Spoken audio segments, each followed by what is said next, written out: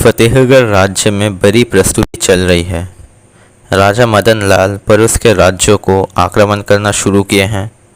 वैसे तो अन्य राज्यों को जीतने के लिए उन्हें ज़्यादा कसरत नहीं करनी पड़ी, बस अपने सेनापति के नेतृत्व में अपनी सेना का एक अंश भेजकर खुद निश्चिंत होकर सो जाते हैं। कुछ दिनों बाद खबर आता कि राजा मदन लाल विजयी हो गए हैं, परंतु अब वो पुष्पनगर राज्य को आक्रमण करने का सोच रहे हैं।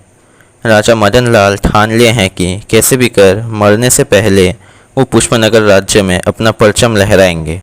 इसीलिए वो अपनी एड़ी छूटी का ताकत एक कर लड़ने के लिए तैयारी कर रहे हैं। इस बार उनके सेनापति के साथ वो खुद और अपने दो बेटों को भी युद्ध में जाने के लिए मन बना लिए हैं। वैसे तो पुष्पनगर राज्य का कोई विशाल सेना नहीं है और न ही उनके राज्य में कोई बड़ा दुर्ग है, लेकिन राजा मदन लाल को पता है कि उनके राज्य में विनोद है, इसीलिए उनका चिंता थोड़ा ज़्यादा है। पुष्पनगर राज्यसभा का दृश्य, एक गुप्तचर सभा में प्रवेश करता है। महाराज कहते हैं, अच्छा तुम तो फतेहगढ़ में हमारे गुप्तचर हो, तो क्या समाचार लाए हो? गुप्तचर कहता है, महाराज एक बड़ा दुस्संबाद है।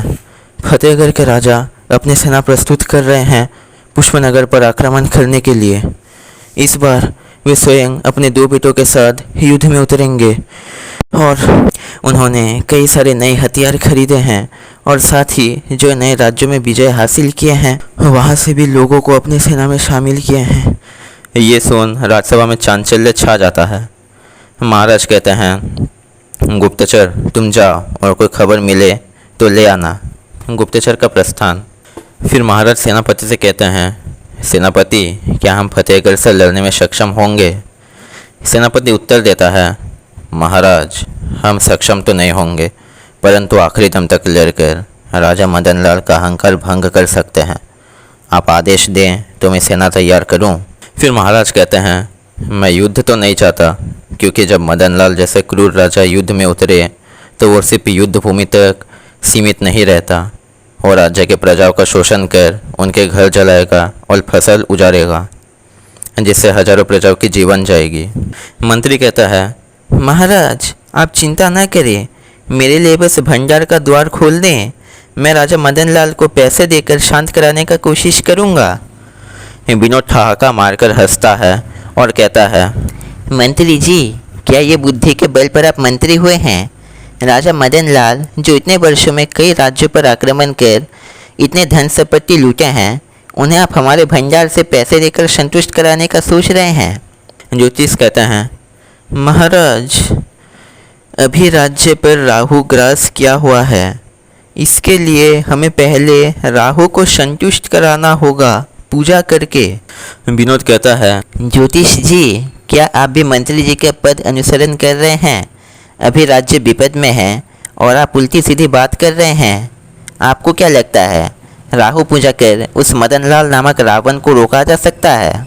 फिर विनोद महाराज से कहता है, महाराज आप मुझे बस 500 सिक्के दें, मैं भी थोड़ा बाजार कर लाता हूँ। महाराज गुस्से से कहते हैं, विनोद माना कि तुम में बुद्धि है, लेकिन अभी तुम्हें बाजार करने का पड़ा है, वो भी 500 सिक्के लेकर। विनोद उत्तर देता है, आप मुझ पर भरोसा रखें महाराज, ये बाजार कोई साधारण बाजार नहीं होगा। सभा की समाप्ति। अगले दिन विनोद कई सारे बस्तों में कुछ लेकर महल के सामने उपस्थित होता है। कोई भी उसे कुछ पूछने पर वह कहता है, कुछ देर बाद कुछ ऐसा होने वाला है जिससे सभी लोग खांसते रहेंगे। सेनापति कई सैनिकों के साथ आते हैं। विनोद उनसे कहता है, आप सब अपना नाक और मुंह अच्छे से ढक लें और जैसे ही मदन लाल आएगा तो उन बस्तों पर आग लगा देंगे। देखते ही देखते मदन लाल विशाल सेना के साथ महल के सामने पहुंच जाता है और सेनापति के साथ थोड़े सैनिक देख वो हंसने लगता है। विनोद जोर से कहता है, आग लगाओ। पुष्पनगर के सैनिक उन बस्तों पर आग लगा देते हैं और थोड़ी ही देर में पूरा जगह धुआं धुआं हो जाता है और फतेहगढ़ के सैनिक तितर बितर हो जाते हैं। अपने सैनिकों को भागता देख फतेहगढ़ का राजा भी भागने लगता है। महाराज पुष्पादित्य विनोद से कहते हैं, विनोद तुमने ऐसा क्या किया कि वो लोग भाग गए? विनोद उत्तर देता है, मैंने अपना मगाजास्त्र का इस्तेमाल किया है महाराज। मैं बाजार से सूखे मिर्ची लेकर उन पर आग लगा दिया, जिससे फतेहगढ़ के सैनिक भाग निकले। महाराज कहते हैं, विनोद, तुमने आज इस राज्य को बचा लिया, इसलिए मैं तुम्हें 500 सिक्के देता हूँ। जाओ, जाकर और मिर्च खरीद लाओ। सभी लोग हंस पड़ते हैं।